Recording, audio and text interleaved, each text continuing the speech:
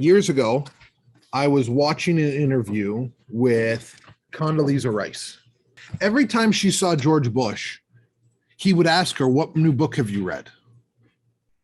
And his expectation of everybody who was around him was that every time he saw them, they were reading a new book.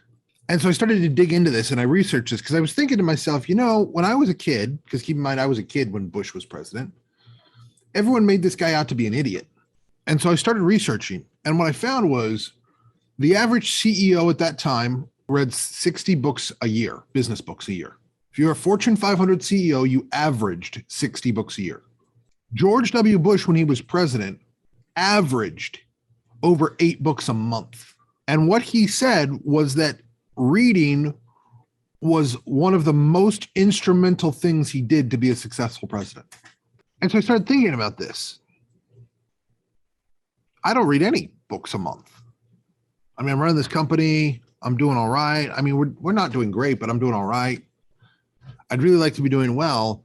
All these powerful people, they tend to read a lot. And then I started researching even more, and I found guys like Mark Cuban and the guy from Berkshire Hathaway, that he sets aside 3 hours per day for just reading, and that no one is allowed to interrupt him for any reason during that time.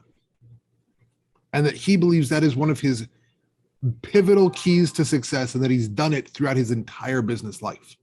And so I said, you know what? I think I can read 100 books in a year. And so it was the middle of the year, and I think I banged out like 46 to 80, somewhere in that range. It was maybe in the mid 40s. Then the next full year, I read 80. The following year, I read 133. The year that I read 133, we grew by over 300%. And what I do when I read is I don't read to digest every single word on the page. I read to say, what is one concept that I can take and apply? But when you read,